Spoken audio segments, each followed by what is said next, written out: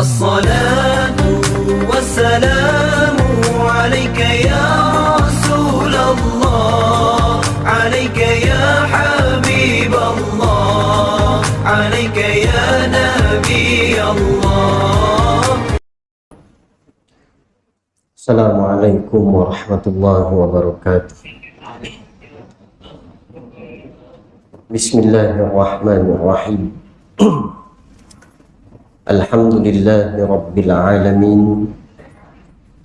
أفضل الصلاة وأتم التسليم على سيدنا محمد الصادق الوعد الأمين،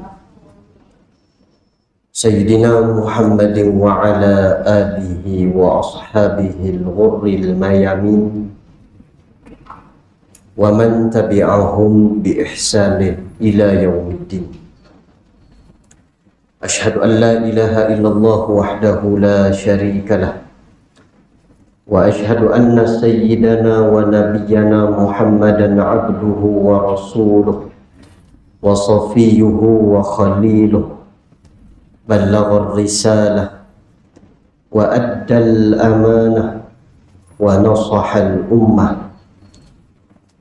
وجاهد في الله حق جهاده حتى أتاه اليقين، وعلى آله وصحبه أجمعين. أما بعد، قول الله سبحانه وتعالى في سورة الأحزاب: بسم الله الرحمن الرحيم.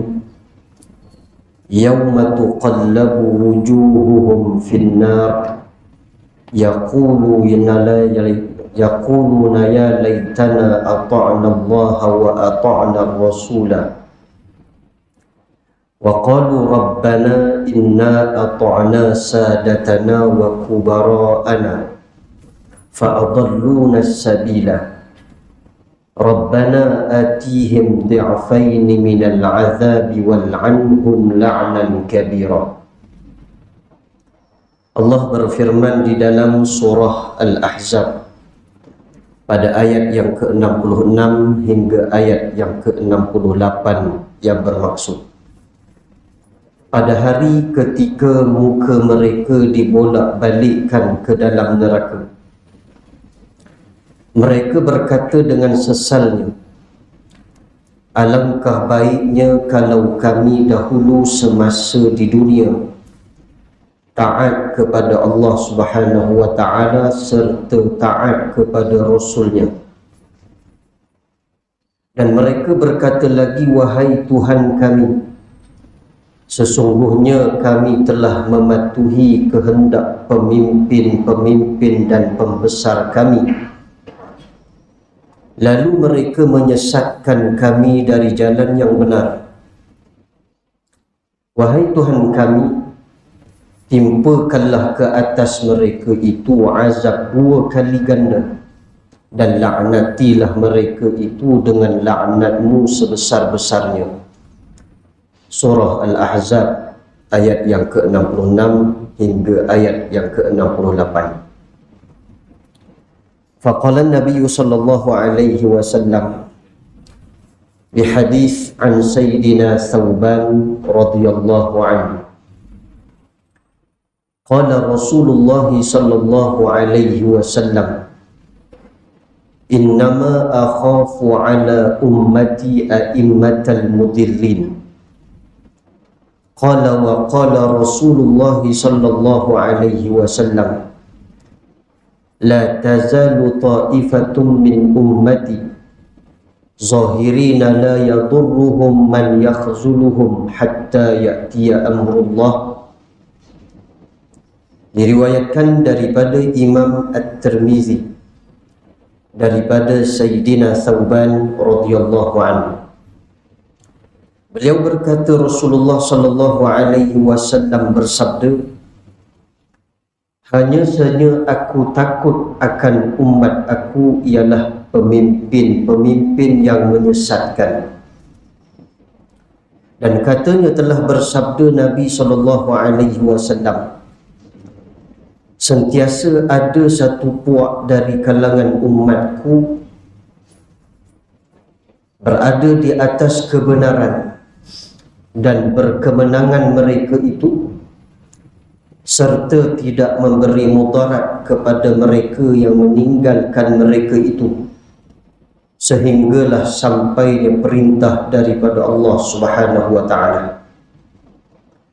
Wa fi riwayah, di dalam satu riwayat yang lain, akan ada satu puak daripada kalangan umatku, mereka itu sentiasa dalam keadaan berjaya di dalam perjuangan mereka, sehinggalah sampai suatu saat yang dikehendaki oleh Allah Subhanahu wa taala mereka sentiasa berjaya.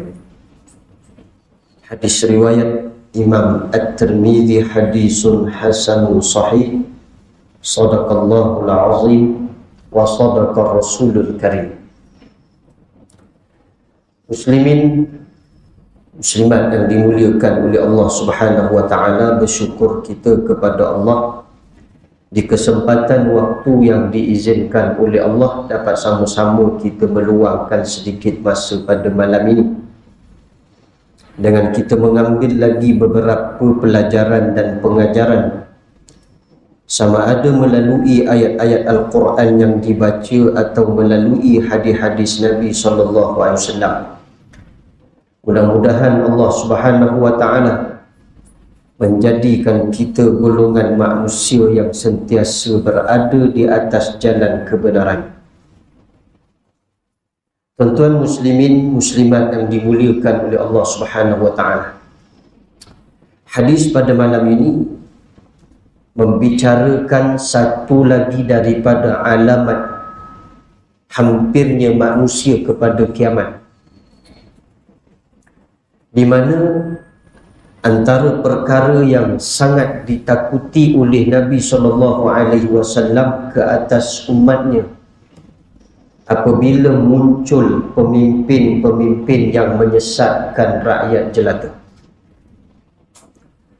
Selain daripada Dajjal, kerana bila sebut Dajjal, Nabi sangat takut akan kemunculan Dajjal dan sentiasa disebut-sebut di hadapan para sahabat, serta memberi ingat kepada mereka tentang Dajjal yang akan muncul di akhir zaman dan akan menyesatkan orang ramai. Selain daripada Dajjal, lagi ada perkara yang ditakuti oleh Nabi SAW ke atas umatnya, iaitu pemimpin yang menyesatkan orang lain.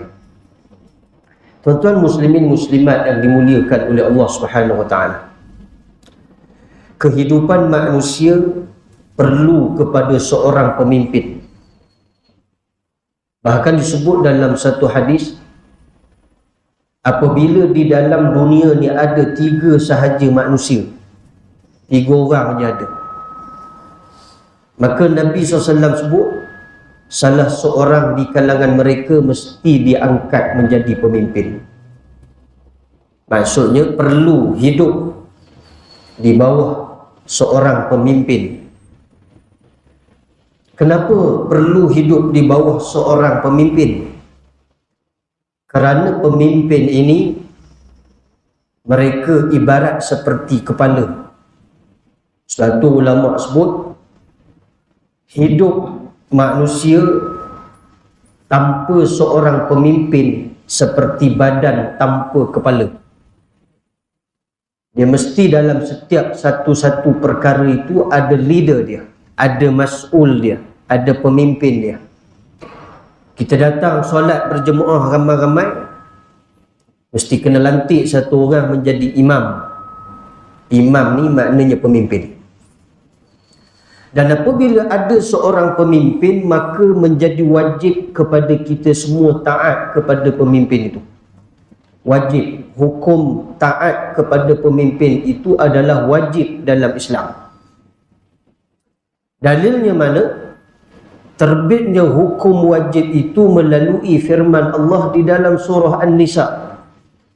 Ya ayyuhalladzina amanu atii'u Allah wa atii'ur rasul wa ulil amri minkum.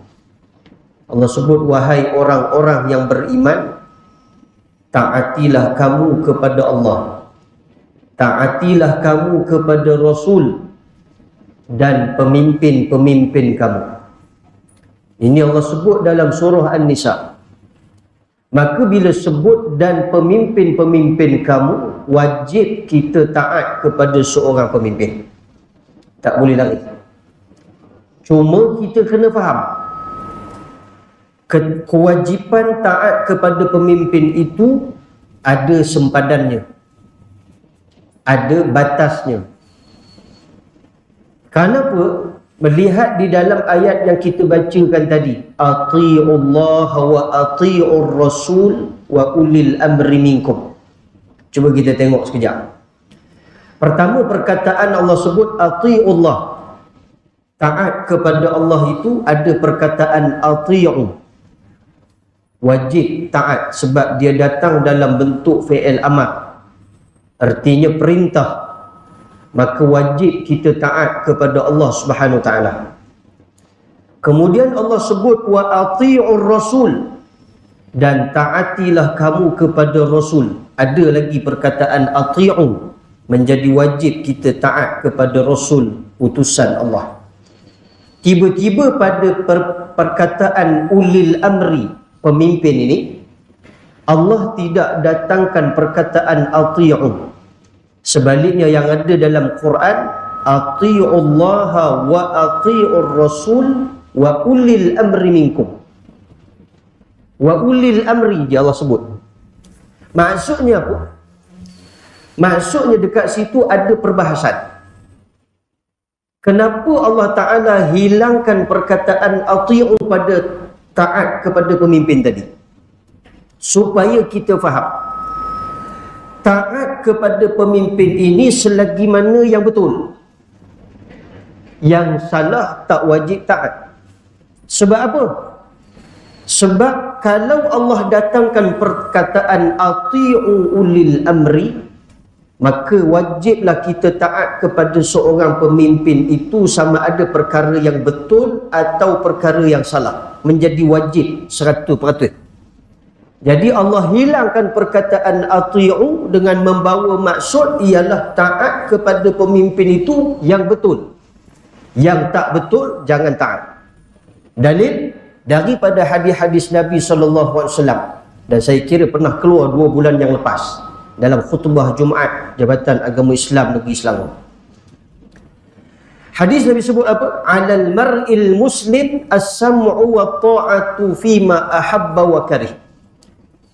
Orang Islam wajib dia taat kepada seorang pemimpin itu sama ada dia suka kepada pemimpin itu ataupun dia tak suka. Apa maksud suka tak suka? Kadang-kadang pemimpin ni suruh kita buat baik tapi kita tak suka. Jadi kena juga taat. Suka ke kepada seorang pemimpin itu atau tak suka kepada seorang pemimpin itu, Nabi kata wajib alal mar'il muslim as-sam'u, dengar, wa ta'ah, dan taat. Dan Nabi sebut lagi fa idza umira bi ma'siyatin, kalau pemimpin itu mengarahkan kamu berbuat maksiat, mana buat benda yang tak betul lah, buat perkara yang menyalahi syarak, buat sesuatu yang mungkar, maka Nabi sebut fala sam'a, jangan dengar, wala ta'ah, dan jangan taat. Hadis sahih dalam himpunan Imam An-Nawawi atau hadis-hadis himpunan Imam An-Nawawi dalam kitab Riyadhus Shalihin. Tuan-tuan muslimin muslimat yang dimuliakan oleh Allah, maksudnya mentaati kepada seorang pemimpin itu hukum dia wajib dalam perkara yang baik. Dalam perkara yang tak baik tidak ada istilah ketaatan. Buktinya telah dilaksanakan oleh Abu Bakar As-Siddiq radhiyallahu anhu. Apabila beliau dilantik menjadi khalifah setelah kewafatan Nabi kita Muhammad sallallahu alaihi wasallam, bagi menggantikan Rasulullah untuk memimpin orang mukmin, bayi'u Abu Bakrin, semua pakat memilih dan mengangkat Abu Bakar sebagai pemimpin. Tatkala dia dipilih menjadi pemimpin, dia baca khutbah. Ini gambaran suasana politik dalam masjid. Sebab tu saya tak tahu apa jadi pada dunia hari ni. Asal politik memang dalam masjid. Abu Bakar bila dia dipilih menjadi pemimpin, langsung dia naik di atas mimbar dan dia terus baca khutbah. Di antara petikan khutbah Abu Bakar As-Siddiq radhiyallahu anhu, kata Abu Bakar, oleh kerana kamu sudah pilih aku sebagai pemimpin kamu, ati'uni ma ata'tumullah wa rasulah, maka wajiblah kamu taat kepada apa-apa yang disuruh oleh aku, kata Abu Bakar. Oleh kerana kamu dah angkat aku jadi seorang pemimpin, apa saja yang aku suruh kamu kena taat. Fa idza asaitullaha wa rasulah, kalau seandainya aku ni berbuat maksiat, asaitu, buat benda yang mungkar, suruh kamu buat benda yang mungkar, buat benda yang menyalahi syariat, buat benda yang tak betul, buat benda yang jahat, maka Abu Bakar As-Siddiq kata, fala ta'atan li alaikum, tiada ketaatan pada aku, tak boleh taat. Tu Abu Bakar. Jelas dalam tiga dalil tadi, pertama daripada Quran, yang kedua daripada hadis, yang ketiga daripada sahabat, menunjukkan bahawa taat kepada pemimpin itu hukumnya adalah wajib. Muslimin muslimat yang dimuliakan oleh Allah Subhanahu Wa Taala, baru masuk dalam hadis. Tadi mukadimah, kena faham dulu yang itu. Sebab kita ni kalau tidak, kita tak faham. Duk ingat ustaz berpolitik dalam masjid. Kita baca hadis. Sebab tu masalah kita ni, otak kita ni terlalu sempit. Bila kita bercakap hal agama, kita kata ni politik. Tak kena, tuan-tuan. Kita baca hadis, biar ada ilmu. Jangan sampai satu tahap, tuan-tuan boleh percaya orang kafir baca Quran daripada orang Islam baca Quran. Jangan sampai satu tahap, tuan-tuan boleh ambil dalil yang dibaca oleh orang kafir dan tuan-tuan tinggalkan dalil yang dibaca oleh orang Islam. Sekalipun orang kafir itu betul bacaannya, keluar makhraj pada hukumnya, dan juga dia ni baca penuh dengan teliti, sekalipun tahap itu kita tak boleh percaya. Sebab apa? Sebab mereka baca Quran tapi mereka tidak beriman. Islam ni kita baca Quran, kita beriman. Ini dua perkara yang berbeza.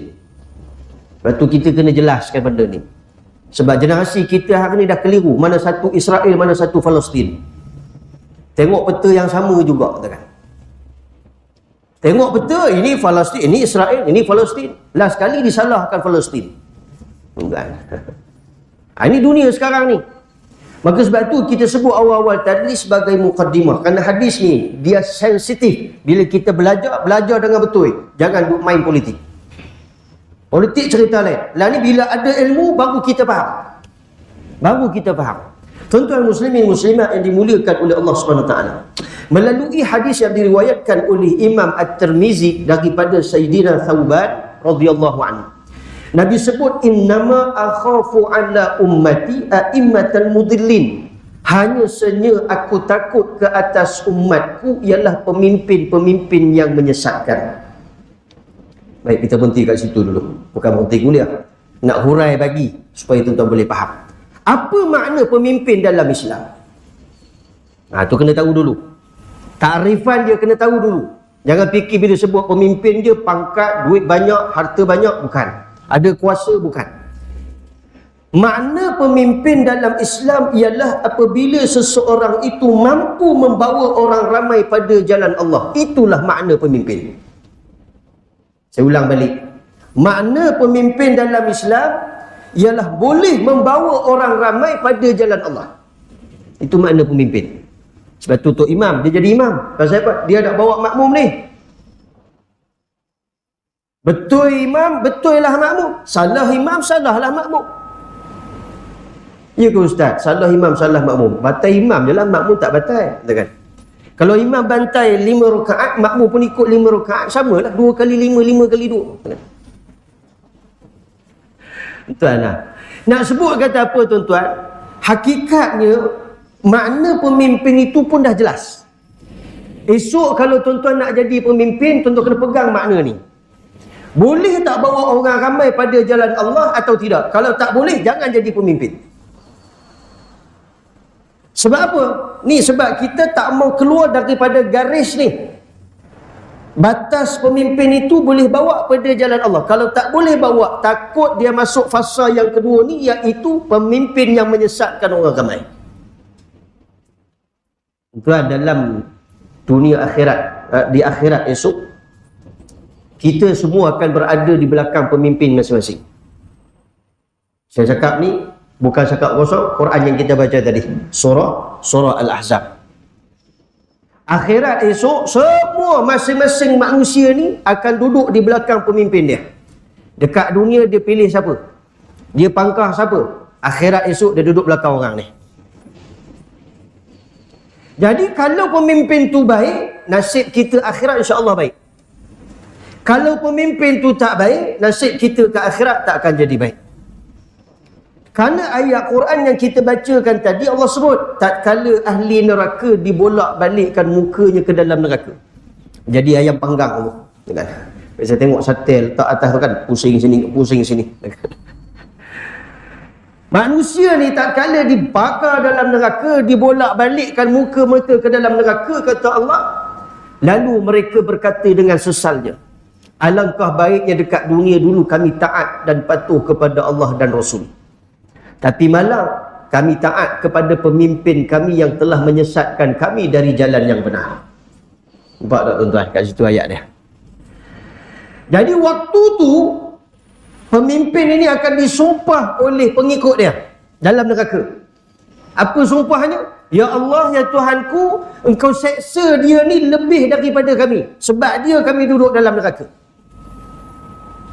Itu makna dia. Sebab dia kami duduk dalam neraka. Ayat Quran tadi kita baca, orang ramai yang dibakar dalam neraka ni minta, ya Allah, kau timpakan azab 2 kali ganda, bahkan engkau laknat dia sebesar-besar laknatmu. Maksudnya apa? Sebab tu saya huraikan dulu makna pemimpin tu. Makna pemimpin ni, dia boleh bawa orang pada jalan Allah. Itulah pemimpin yang sebenar. Sebab kita kena sedar ni, zaman sekarang ni zaman dah celaru. Kita dah hampir kepada 100 tahun. Kerana melalui periwayatan hadis, setiap 100 tahun akan ada kebangkitan Islam dan akan muncul mujaddid. Sekira-kira kita sangat-sangat hampir. Sekarang ni bulan 10. Lepas ni bulan 11, bulan 12. Masuk tahun 2024, cukup setahun. Cukup 100 tahun, minta maaf. Cukup 100 tahun. Start daripada kejatuhan khilafah Osmaniyah di Turki pada tahun 1924. Masuknya tahun 2024 akan ada mujaddid ini, pemimpin ini yang akan membimbing orang ramai pada jalan Allah. Takut bila kita tak belajar, bila kita tak faham, kita keliru. Mana satu pemimpin kita? Dajjal ke Imam Mahdi? Contoh, kan? Kita tak mau jadi orang Yahudi. Orang Yahudi ni orang yang sangat teruk perangai dia. Ketika sebelum datangnya Islam, kita ulang balik dulu kita pernah sebut dalam kuliah. Ketika mana orang Yahudi berperang dengan bangsa Arab sebelum kedatangan Nabi kita Muhammad SAW. Mereka tiupkan api semangat kepada tentera Yahudi dan juga mempelekeh tentera-tentera Arab. Mereka kata, hampa tunggu, kami sedang menantikan seorang Nabi yang Allah sebut dalam kitab kami ni. Datang je Nabi ni nanti, habislah kamu semua. Oh, dia punya ayat dia. Seolah-olah dia nak membela Nabi kita Muhammad sallallahu alaihi wasallam. Tapi sebaliknya, bila Nabi kita diisytiharkan sebagai Rasulullah, utusan Allah, tuan-tuan tengok. Siapa pengikut Nabi Muhammad SAW dan siapa musuh Nabi? Yang jadi pengikut adalah orang Arab. Yang jadi penentang adalah orang-orang Yahudi. Mereka yang menentang Islam. Jadi kalau kita sekira-kiranya muncul Imam Mahdi, kita nak bela siapa sekarang ni? Kalau tak ada ilmu ni, boleh jadi silat-silat hari bulan bukan ikut Imam Mahdi, ikut Effendi. Tuan jangan main. Sebab orang kata kadang-kadang kita bercakap tu, kita seolah-olah nak membela, tapi hakikatnya kita tak nampak macam membela. Macam hari ni lah, kita nak membela Palestin, nasib saudara kita di Gaza yang dibantai dengan teruk. Bahkan kalau nak perang-peranglah dengan tentera, bukan dengan rakyat jelata. Kita bela Palestin, tapi dalam masa yang sama McDonald masuk makan. Kita ni. Kita sebenarnya dah celaru. Dah celaru, kan? Dalam masa yang sama ada di antara kita jadi ejen Yahudi. Ada juga ni. Tuan-tuan, hakikatnya kita kena belajar supaya kita ada ketetapan. Kita ni nak duduk di atas jalan mana? Baik ke jahat? Sebab esok bila datang mujaddid ni, tak kiralah siapa, mungkin dua yang boleh kita tafsirkan mujaddid yang akan datang ni. Sama ada Imam Mahdi ataupun yang bukan Imam Mahdi, tapi dia akan membawa mesej besar Islam sehingga kebangkitan Islam sangat meluas di serata dunia. Ada dua aja. Sebab kita tak tahu Imam Mahdi datang bila. Kalau saya sebut tahun 2024 lagi, semua pakak percaya, akhirnya tak muncul, saya kena pula lepas dengan tuan-tuan, kan? Kena kecam dengan netizen, kan? Nabi tak bagi tahu pun Imam Mahdi bila nak muncul. Tapi Nabi bagi tahu hing-hing dia, tu saja. Isyarat sebelum Imam Mahdi nak munculnya apa jadi keadaan bagaimana dunia. So tahun 2024 saya kata genap 100 tahun bermula daripada jatuhnya khilafah Uthmaniyah Turki. Maksudnya apa? Tahun 2024 genap 100 tahun, mungkin yang muncul itu Imam Mahdi dan mungkin yang muncul itu seorang mujaddid, pahlawan besar Islam yang akan membela sehabis-habis bela agama Islam. Sebab bila setiap 100 tahun akan ada kebangkitan Islam. Jadi bibit-bibit kebangkitan Islam tu kita dah nampak hari ni.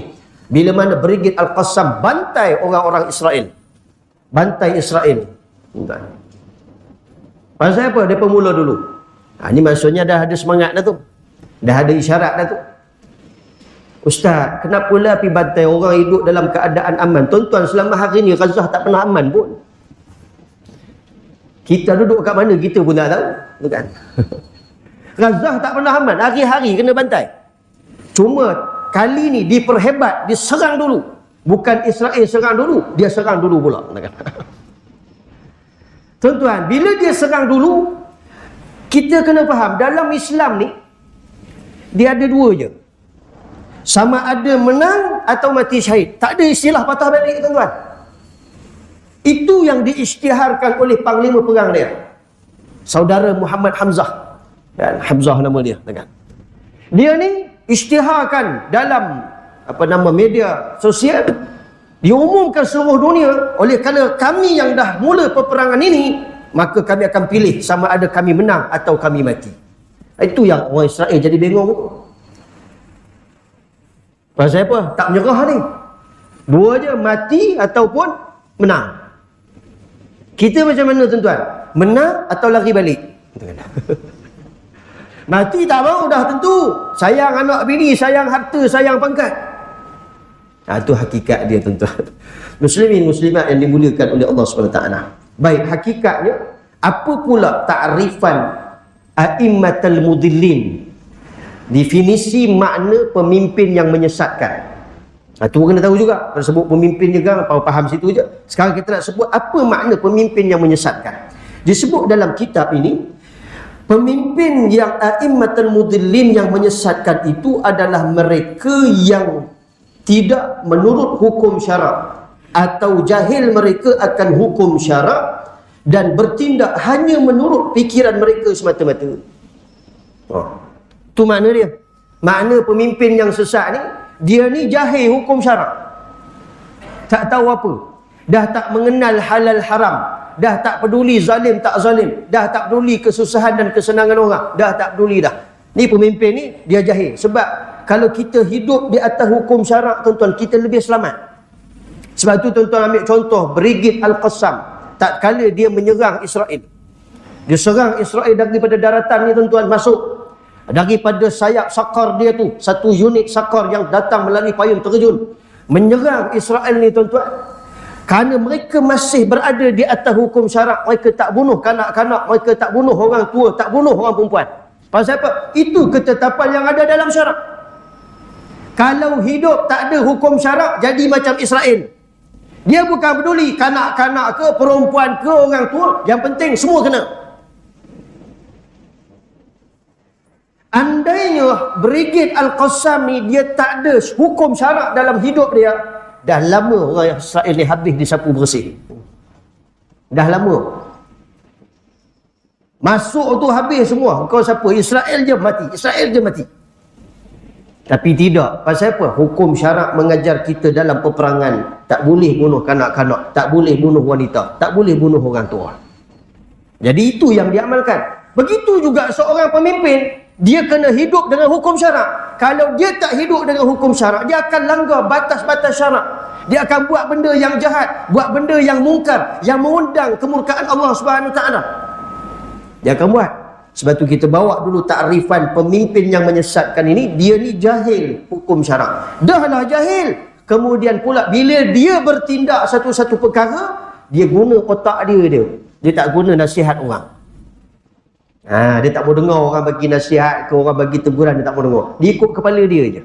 Kepala dia kata AA lah sampai mati. Siapa lawan masuk penjara, siapa lawan tangkap, siapa lawan sekat, siapa lawan tangkap. Tu kerja dia. Berlaku tak tuan-tuan? Berlaku. Saya highlightkan malam ni dengan satu kisah yang berlaku pada zaman Imam Ahmad bin Hanbal. Cerita pasal dah berlaku, lepas tu kita berani sebut kan? Pada zaman Imam Ahmad bin Hanbal, cerita dia panjang, jangan pejam mata kan? Syarat dia. Naik satu orang pemimpin yang telah berada di atas jalan kesesatan. Di mana timbul satu isu pada zaman itu, adakah Al-Quran itu qadim ataupun makhluk? Isu ni. Yang ni pada zaman Imam Ahmad bin Hanbal berlaku isu Quran. Adakah Quran ini qadim ataupun makhluk? Jadi tuan-tuan, yang ni masuk sikit tauhid lah. Nanti kalau tuan-tuan nak lebih-lebih, kena cari ustaz yang mengajar tauhid pula. Quran ni kita boleh buat dua takrifan untuk kita mudah faham. Kalau kita takrifkan buku Al-Quran, yakni buku mushaf, tulisannya, kertasnya, kotak kulitnya, itu namanya hadis baru. Bila baru, boleh dikatakan makhluk. Okey, selesai kat situ. Kat situ je. Adapun pada sudut yang kedua, kekuatan kalam yang ada dalam Quran itu bukan makhluk. Sebaliknya mesti balik kepada Allah Subhanahu Wa Taala, yakni kalamullah yang bersifat qadim. Oh, masuk tauhid. Al-Quran kalamullah yang bersifat qadim.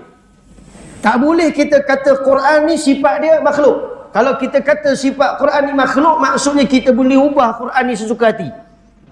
Sebab Quran kita ni, kita boleh tukar-tukar. Kejap warna ni, kejap color ni, kejap tulisannya macam ni, kejap kertasnya kuning, kejapnya putih. Sebab dia makhluk. Tapi kalau kita kata kekuatan kalam yang ada dalam tu, sifatnya mesti balik kepada Allah, yakni kalamullah yang bersifat qadim. Jadi berlaku pada zaman Imam Ahmad bin Hanbal, isu Quran ni, adakah dia makhluk atau qadim? Maka pemimpin ini telah berkata Quran itu makhluk. Dia berkata Quran itu makhluk. Kalau dia seorang cakap tak apa. Masalahnya dia cakap dan dia arahkan semua pegawai-pegawai kerajaannya mesti berkata Quran itu makhluk. Kita bagi laluan azan insya-Allah.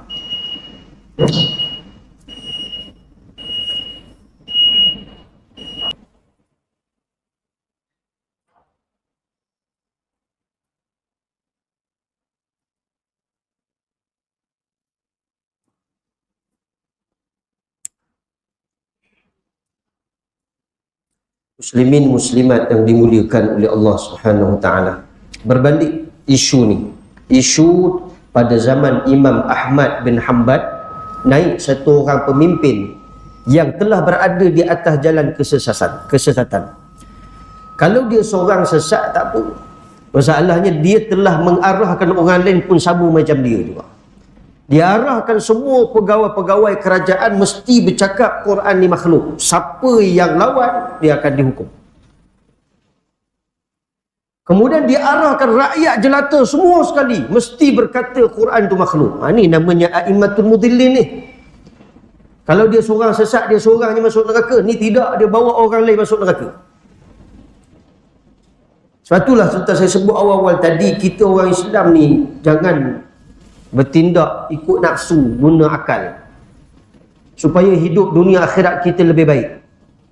Tapi malah masyarakat kita ni macam itulah sampai bila-bila. Tak tahu sampai bila, wallahu a'lam. Tuan-tuan, hakikatnya sampai satu tahap dia memaksa Imam Ahmad bin Hanbal mesti berkata Quran itu makhluk. Imam Ahmad ni siapa tak kenal dia, tuan-tuan? Dia bukan calon-calon orang. Imam Ahmad ni bukan tok imam macam kita ni, tuan-tuan. Imam mujtahid. Apa makna imam mujtahid? Yang mengepalai mazhab Hanbali. Kan mazhab jumhur ulama dalam dunia ni ada 4 dia. Maliki, Syafi'i, Hanafi, Hanbali. So yang bawa mazhab Hanbali ni adalah Imam Ahmad bin Hanbal. Dinamakan Hanbali itu bersempena dengan nama bapanya Hanbal. Maka jadilah mazhab Hanbali. Tuan-tuan, Imam Ahmad ni dia ada ilmu. Dia dah ada persiapan dia dengan ilmunya. Dia tahu Quran ni bukan makhluk. Tiba-tiba pemimpin ni suruh dia berkata Quran tu makhluk. Dia tetap dengan pendirian berkata, tidak, Quran bukan makhluk. Sebaliknya, qadim, yakni kalamullah yang bersifat qadim. Oh, dia cengeng lah. Pasal waktu tu dah ada 5R. Bukan 3R, 5R. Jadi langgar lah. Dah bertembung dengan pemimpin tadi. Pemimpin buat benda yang tak betul, Imam Ahmad kata benda lain. Akhirnya Imam Ahmad ditangkap. Pasal apa? Lawan kerajaan. Ditangkap dan diseksa di dalam penjara siang, malam, pagi dan petang. Cerita ni dalam kitab-kitab besar. Kitab-kitab kecil tu tak jumpa, tuan. Saya highlightkan malam ni sebab nak bagi faham apa makna pemimpin yang menyesatkan ni. Dia telah tangkap Imam Ahmad bin Hanbal, diberi seksaan pula dalam penjara tadi. Siang malam diseksa hanya semata-mata kerana Imam Ahmad tidak berkata Quran itu makhluk. Imam Ahmad dengan pendirian dia, Quran bukan makhluk. Kau paksalah aku macam mana pun, aku tetap akan kata Quran itu qadim. Kena seksa. Dan seksaan yang dihadapi oleh Imam Ahmad bukan ringan, berat. Dihukum seksa sampai mengalir darah pada tubuh badan, dihentuk kepala ke dinding supaya Imam Ahmad ni mati. Oh, tuan-tuan, memang dah tak mau orang baik dah ni. Orang jahat ni memang tak suka orang baik duduk kat dunia ni. Kalau boleh dia nak semua orang jahat dalam dunia. Bagi orang yang suka buat jahat dan dia nak dalam dunia ni orang jahat je ada, akan datang insya-Allah, coming soon. Pasal apa? Sebab kita percaya kepada apa yang Nabi sampaikan. Bahawa hari kiamat itu tidak akan dirasai oleh orang-orang mukmin. Maknanya orang-orang yang baik tak akan merasai hari kiamat. Yang nak merasa hari kiamat ni siapa? Orang kafir dan maknanya orang yang jahat. Kafir ni jahat. Orang yang kafir, yang tidak beriman kepada Allah, hak ni mereka yang akan rasa gunung, bukit-bukit berterbangan seperti kapas, keping-kepingan langit jatuh ke bumi, zulzilatil ardu zilzalaha, goncangan bumi, mereka akan rasa. Kita tak rasa kalau kita beriman. Pasal apa? Sebab kita mati dulu sebelum datang. Allah matikan semua orang yang beriman, tinggal orang jahat di atas dunia. So don't worry, kalau nak sangatlah. Jadi tuan-tuan, Imam Ahmad bin Hanbal ni kena seksa. Kena seksa siang malam pagi petang hanya kerana semata-mata berkata Quran itu qadim. Tuan-tuan muslimin muslimat yang dimuliakan oleh Allah, sampai orang ramai kesian dengan Imam Ahmad, datang ziarah ke penjara Imam Ahmad, bagi nasihat, tuan guru, katakanlah Quran itu makhluk, kami sangat kesian dengan tuan guru ni, kena seksa dengan teruk ni. Imam Ahmad buat dono je. Pasal apa? Kita berhenti dekat situ ceritanya. Kita ambil lagi dia punya faedah daripada cerita. Tuan-tuan, nasihat ini ada pada agama Islam. Nabi sebut ad-dinun nasihah. Nasihat ni, agama itu adalah nasihat. Yani agama Islam adalah nasihat. Sahabat bertanya, nasihat untuk siapa? Wali a'immatul muslimin ajma'in. Untuk semua orang Islam. Jadi nasihat ni dia ada dua. Satu nasihat yang baik, satu nasihat yang tak baik. Ada ke nasihat yang tak baik? Saya bagi contohlah. Contoh. Tuan-tuan kemurungan. Kerja hujung bulan, gaji tak cukup. Beras tempatan hilang. Tak mampu nak beli beras. Beras mahal. Contoh ni contoh je tuan-tuan. Contoh. Pergi kedai. Kita kemurungan. Pergi minum kopi kat kedai terus rabuk, kenyut di muka tu kan. Penyek je. Datang kawan kita tanya, Mat ni bukan nama sebenar lah. Apa ceritanya muka penyek, sedih je nampak? Kata mak ni je lah, kerja penat, gaji banyak tu je. Kemudian pula harga makin meningkat, inflasi, kedudukan duit dengan keadaan harga barang hari ni memang tak mampu dah. Jadi runsing. Jadi kawan ni bagi nasihat. Beginilah mat, kau pergilah masjid, sembahyang 2 rakaat. Salam yang terakhir tu tengok tabung mana paling besar. Tabung yang mana besar itulah banyak duit. Pukul 3 pagi datanglah masjid, ambil lah duit dalam tabung tu tekan. Cah dalam tabung tu tekan. Jadi nampak nasihat yang tidak? Nasihat. Jadi kita nak dengar tak nasihat macam tu tuan-tuan? Nasihat yang tak baik lah. Ini yang berlaku kepada Imam Ahmad. Orang nasihat benda yang tak baik. Dia berada di atas jalan yang benar. Quran itu kalamullah yang bersifat qadim. Dia takkan dengar orang luar yang cakap kata tuan guru katakanlah Quran tu makhluk. Dia tak mau dengar, dia buat dono je. Itu saya sama balik cerita tuan-tuan. Bila Imam Ahmad dibebaskan sehingga meninggalnya pemimpin itu. Oh, sampai mati tuan-tuan. Bayangkan kalau 3 penggal dipegang, 3 penggal lah dalam penjara kena hukum. Meninggal pemimpin itu, takdir Allah naik satu orang pemimpin yang lebih baik. Dan pemimpin ini telah membebaskan Imam Ahmad bin Hanbal.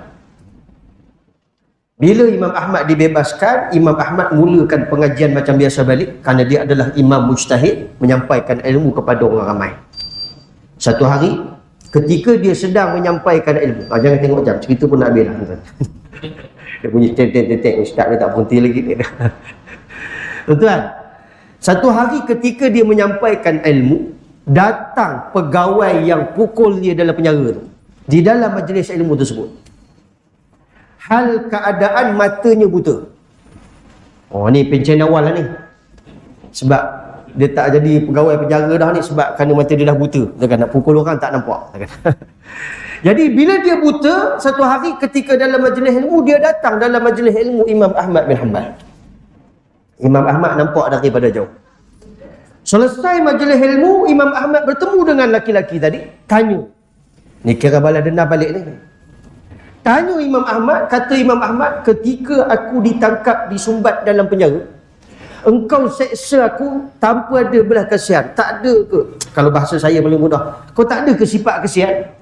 Nah, kalau bahasa kitab dia panjang, jadi kita renutkan jadi bahasa kita paling mudah. Engkau pukul aku sampai aku nak mati. Tak ada ke sifat belas kasihan? Binatang pun kasihan pada anak. Itu bahasa kita lah. Kau pukul aku berdarah sana sini, tak bagi cat siang malam pagi petang. Jadi pegawai ni langsung jawab dalam keadaan lemah lembut, wahai tuan guru, sebenarnya hamba macam tuan guru. Oh, rupanya pegawai ni cerdik. Lepas ni nak jadi pegawai kerajaan kena cerdik. Macam pegawai ni, dia cerdik. Dia kata ada hamba pendirian macam dengan tuan guru. Al-Quran bukan makhluk. Oh, cuma dia tak terangkan, dia tak jelaskan kepada orang ramai. Sebab tu dia tak kena tangkap. Disembunyikan. Dan datang kepada hamba ketika hamba menyeksa tuan guru kekhawatiran. Takut tuan guru dipukul, diseksa hari-hari. Akhirnya tuan guru akan berkata Quran itu makhluk kerana tak tahan diseksa. Maka sebab itu hamba pukul dengan kuat supaya tuan guru mati. Lebih baik tuan guru mati dalam iman daripada hidup dalam keadaan kesesatan. Oh, macam tu sekali rupanya. Rupanya pegawai hak pukul Imam Ahmad ni, kalau boleh biar Imam Ahmad mati. Takut kalau hidup kena seksa hari-hari tak tahan, akhirnya lepas kot mulut ni, Quran makhluk. Jadi pasal takut hal itu dipukul dengan kuat, dihentuk kepalanya ke dinding, tapi tak mati. Sebab hidup dan mati bukan ketentuan manusia. Dia adalah ketentuan Allah SWT. Pesan kepada Israel yang ada pada hari ini, ejen-ejen Israel, wakil-wakil Israel, kalian akan tewas. Sebab apa? Sebab kami yakin Islam akan menang. Kerana itu janji Allah. Kemenangan dan kekalahan bukan terletak di tangan kamu. Yakin akan menang. Cuma bila? Allahu a'lam. Sabar aja. Allah Ta'ala sedang menguji sekarang ni tuan-tuan. Macam tuan-tuan lah, sedang bersabar. Bila ustaz nak berhenti? Ini ujian sebenarnya. Ujian. Ada orang dia tak sabar, dia bangkit berlawan terus dah. Kan? Jadi Allah menguji orang Islam hari ni mungkin. Cuba kita tengok serangan yang datang pada hari ni. Allah nak buka mata dunia ni. Supaya tengoklah ni lah Palestin sejak daripada dulu tak ramai yang nak bela dia. Hari ni dah nampak dah. Serata dunia bangkit buat demonstrasi. Serata dunia dah. Bahkan di Amerika sendiri pun dah bangkit dah bertentang dah. Supaya dapat Palestin dapat pembelaan. Maksudnya apa tuan-tuan? Maksudnya kita yakin insya-Allah Islam akan menang. Sebab Allah dah janji in tansurullaha yansurkum. Kalau kamu tolong agama Allah, Allah pasti tolong kamu. Tolong dalam bentuk macam mana? Tak tahu. Allah Alam. Itu serah pada Allah. Macam mana tuan-tuan boleh tengok cerita perang Badar, macam tu kita kena yakin. Islam yang sikit, jangan fikir dia boleh kalah, tak boleh menang. Sebab perang Badar kan jumlahnya sikit je. Islam sikit, musuh yang ramai. Tapi hakikat sejarah telah membuktikan perang Badar, Islam menang. Jadi apa kekuatannya? Kekuatannya hubungan mereka dengan Allah sangat kuat. Sebab tu kawan saya, waktu saya berkawan dengan orang Palestin di Syria, saya tanya dia apa syarat-syarat nak jadi Brigid Al-Qassam. Oh, saja pecah rahsia malam ni. Biar gentar dan goncang ataupun goncang gedeguk kencang hati musuh-musuh Allah ni. Brigid Al-Qassam ni tuan-tuan bukan calon-calon orang. Tuan-tuan nak jadi Brigid Al-Qassam, saya tanya kawan saya, syarat yang pertama nak jadi tentera Brigid Al-Qassam, 5 waktu berjamaah tak tinggal. Tak skip, tak tinggal. Sakat kita ni isyak datang, subuh tak tahu syahid ke tidak. Kan? Kita lain. Nak jadi Brigid Al-Qassam ni, 5 waktu berjemaah tak boleh tinggal. Yang kedua, Quran seharian. Ada je Quran. Di tangan, baca, hafal, ikutlah apa pun. Tapi Quran. Itu syarat dia. Kita time baca Yasin, nak pegang Quran pun. Dah tak ada baca Yasin, nak pegang Quran. Tunggu ustaz bila nak berhenti, nak pegang Quran, tak pegang-pegang juga. Kan? Dan syarat dia yang kedua, Quran ni sentiasa. Di balik rumah ke, di mana pergi, dia baca Quran. Yang ketiga, syarat dia, iaitu menghormati kedua orang tua. Kalau tuan-tuan tengok syarat-syarat yang saya sebutkan tadi, hak mula-mula yang kedua ni, apa maksud dia? Talian mereka dengan Allah tak terputus. Hubungan mereka dengan Allah ni tak putus. Nak menang, tak boleh minta dengan manusia, kerana manusia ni tak boleh percaya. Tuan-tuan ingat boleh percaya? Muka senyum je. Muka je nampak baik. Hati serigala. Tahu hati serigala? Serigala ni sifat dia apa? Bila tengok mangsa dia terekam. Itu maksud dalam hati ni macam tu. Jadi Islam ni kalau nak kenal muka ni orang baik ke tidak, jangan tengok muka. Nak tahu dia baik atau tidak, dia duduk ke tidak atas hududillah, hukum syarak atau sempadan Allah. Kalau dia duduk atas sempadan Allah, ni orang baik namanya. Kalau tak duduk di atas sempadan Allah, itu bukan orang baik, itu orang jahat nama dia. Itu dia. Muslimin muslimat yang dimuliakan oleh Allah SWT. Jadi Imam Ahmad bila dia dengar pegawai tadi cakap macam tu, langsung dia nak mengesahkan betul ke laki-laki ni bercakap atau sekadar cakap. Akhirnya dia berdoa dengan Allah. Dia tadah tangan berdoa, ya Allah, ya Tuhanku, sekiranya lelaki ini berkata jujur dan benar dengan kata-katanya, perbuatannya dengan kata-katanya jujur lagi benar, Engkau sembuhkan matanya yang buta. Takdir dan dengan izin Allah, doa itu diperkenankan oleh Allah, laki-laki tadi yang buta kembali boleh melihat. Maksudnya pegawai tadi dia sebut apa yang itu yang datang dalam diri dia, itu yang dia buat. Ini makna dia. Jadi tuan-tuan muslimin muslimat yang dimuliakan oleh Allah SWT. Habis, itu makna yang kita boleh jelaskan dalam cerita ni. Makna pemimpin yang menyesatkan orang ramai. Langsung Nabi SAW sebut lagi. Nabi kata akan ada satu puak daripada kalangan umatku yang mereka itu di atas kebenaran dan berkemenangan mereka itu. Baik, sekarang ni kita kena faham. Yang kedua pula, sebagai orang Islam, sekiranya kita sudah berada di atas jalan yang benar, jangan tinggalkan jalan yang benar itu, walau apa pun yang terjadi. Sebab biasa yang menang ni orang yang benar. Menang ni ada dua wajah. Saya hurai bagi macam mana dua wajah kemenangan yang kita boleh nampak. Tak boleh tengok satu. Kalau tengok satu dia tak jadi. Menang ni ada dua.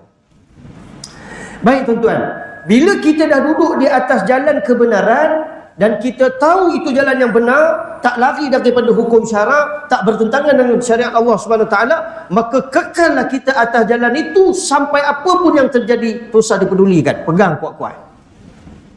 Macam mana Imam Ahmad tadi, walaupun dia kena seksa sampai berdarah, separuh mati kalau istilah kita ni, dibantai dengan teruk, tapi dia tetap dengan pendirian dia. Itu kisah dia. Sebab Nabi sebut, mereka itu sentiasa di atas kebenaran dan berkemenangan.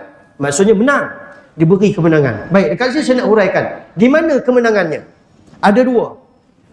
Kemenangan yang pertama, kita balik kepada cerita Imam Ahmad tadi, sebab dia manfaat dekat situ.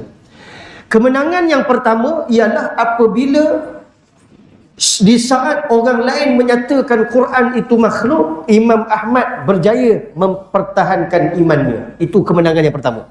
Iman dia tak tergadai di saat orang lain imannya tergadai. Ni baru menang.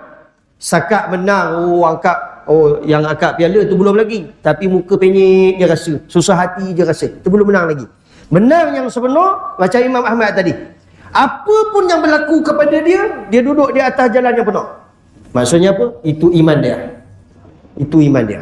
Dan kemenangan yang besar, hatta ya'tiya amrullah wa hum zahirun. Hak ni yang kedua, di mana Allah nampakkan kemenangan itu. Setelah mana kita menang, berjaya mempertahankan iman, Allah tunjulkan kemenangan itu, melihat kepada Imam Ahmad bin Hanbal. Yang kedua, di mana kemenangan dia? Dia berjaya dibebaskan daripada penjara. Bukan dibebaskan daripada rasuah, tu salah faham. Dibebaskan daripada penjara, memang dia duduk di atas jalan yang benar, akhirnya dia dibebaskan. Itulah kemenangan yang Allah tunjukkan di mata dunia. Macam tu juga tuan-tuan, bila sebut tentang Islam, orang cuba membunuh Islam, menghapuskan Islam daripada dunia ni. Rancangan orang-orang Yahudi nak hapuskan Islam dalam dunia ni, itu rancangan dia. Sebab tu dia cuba attack Gaza sebagai tempat untuk bersihkan orang-orang Islam di sana. Sebab Palestin ni dia ada 3 bahagian. Saya dapat maklumat tu daripada sahabat-sahabat, kerana saya tak mengkaji. 3 bahagian. Bahagian yang pertama, orang Islam 100%. Ni Gaza lah, di kawasan Gaza itu orang Islam 100%. Kemudian bahagian yang kedua, Islam campur Yahudi, iaitu di Baitul Maqdis.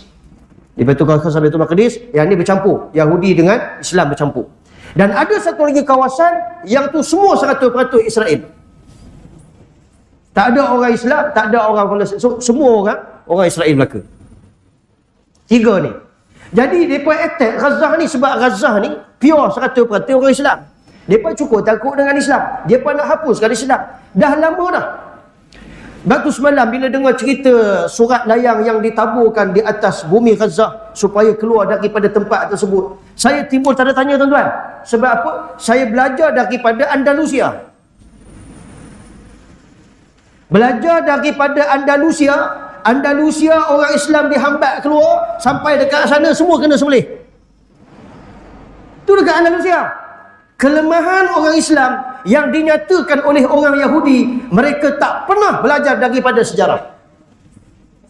Yang timbul dalam diri saya bukan buat spekulasi, jangan pandai-pandai pula. Saya kata balik kepada sejarah Andalusia dulu. Apabila kerajaan Islam Andalusia tumpas, orang Islam ditindas, akhirnya dihalau keluar. Halau keluar daripada Andalusia. Rupanya bukan halau keluar, dekat sempadan tu habis semua, kena sembelih, kena bakar. Itu yang terjadi kepada saudara-saudara kita. Tuan-tuan, kemenangan Islam ni kalau kita tengok, nampak tak hari ni Islam menang? Tak nampak. Habis orang Islam kena bantai je. Di Rohingya kena bantai, di Syria kena bantai. Habis orang Islam gaduh perang. Tuan-tuan, perang ni sejak daripada dulu lagi. Nabi SAW berhadapan dengan musyrikin di Mekah, kemudian sampai di Madinah berhadapan dengan Yahudi, Nasrani, kemudian sahabat-sahabat berdepan dengan riddah, kumpulan-kumpulan yang murtad, kemudian majusi, pahaman liberal dan sebagainya dah campur. Islam daripada dulu dia kena bantai tuan-tuan. Kena bantai. Sepatutnya bila dah bantai orang Islam daripada dulu, tak ada dah Islam dalam dunia ni. Dah habis mati seorang-seorang kena bunuh. Palestin hari-hari kena bunuh. Sejak daripada dulu lagi, gambar hitam putih sampai berkala.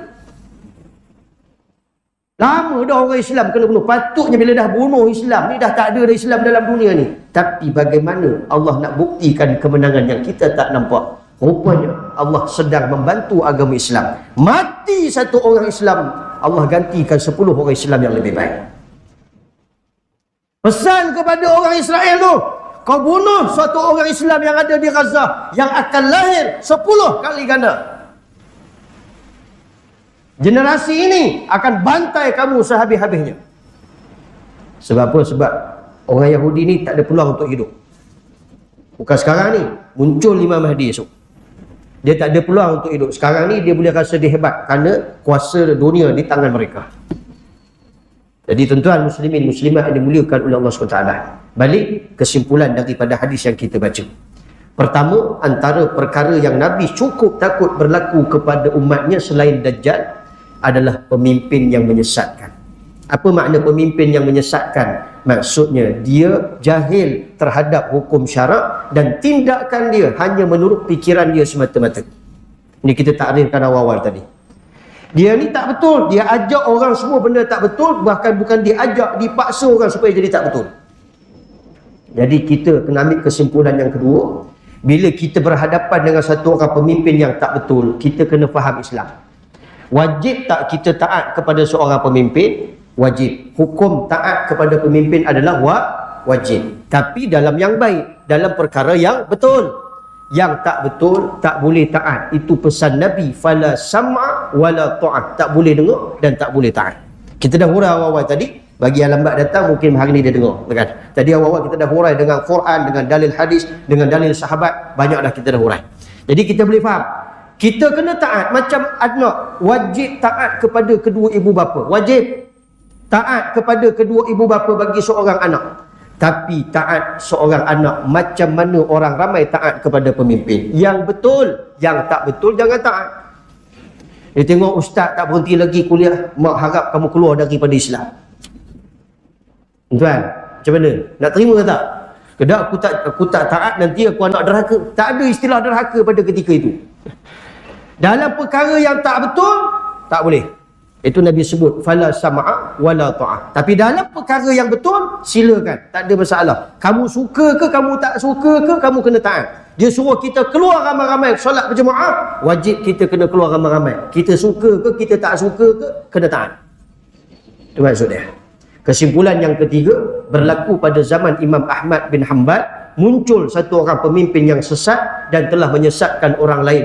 Akhirnya Imam Ahmad dapat mempertahankan imannya sehingga akhirnya Imam Ahmad bin Hanbal dibebaskan daripada penjara. Jadi kesimpulan daripada cerita yang panjang tadi, kita boleh faham bahawa tetaplah kita di atas jalan kebenaran. Jangan ditinggalkan kebenaran itu walau apa pun yang berlaku. Mudah-mudahan Allah Ta'ala beri kita kemenangan yang sebenar nanti di hari akhirat dengan syurga yang telah dijanjikannya. Dan kesimpulan yang terakhir, Allah Subhanahu wa Ta'ala dan Nabi kita Muhammad sallallahu alaihi wasallam janji kemenangan orang yang benar-benar membantu dan menolong agama Allah Subhanahu wa Ta'ala. Maka kekallah kita atas jalan Islam, jangan tinggalkan Islam walau apa pun yang terjadi. Mudah-mudahan mati kita sebagai seorang Islam dan syurga yang kita raih nanti juga adalah hadiah daripada Allah Subhanahu wa Ta'ala kerana kita beriman dan bertakwa kepadanya, insya-Allah. Yang baik datang daripada Allah, yang kurangnya itu datang daripada kelemahan diri saya sendiri. Aqulu qawli hadza wa astaghfirullahal azim li wa lakum. Wassalamualaikum warahmatullahi wabarakatuh. Tuan-tuan muslimin muslimat yang dimuliakan oleh Allah, saya ada bawa tabung malam ni untuk meneruskan kutipan bagi pembangunan Ma'had Tahfiz Al-Quran wal Qiraat Ad-Din Air Kuning Kampar Perak. Jadi mudah-mudahan dengan sumbangan tuan-tuan ini dapatlah kami merealisasikan niat yang baik Mudir Ma'had Tahfiz untuk membangunkan bangunan kantin dan juga beberapa pembangunan yang lain. Mudah-mudahan dengan sumbangan ini Allah lepaskan kita daripada kesusahan dunia dan Allah Ta'ala lepaskan kita daripada azab api neraka. Wallahu a'lam. Assalamualaikum warahmatullahi wabarakatuh.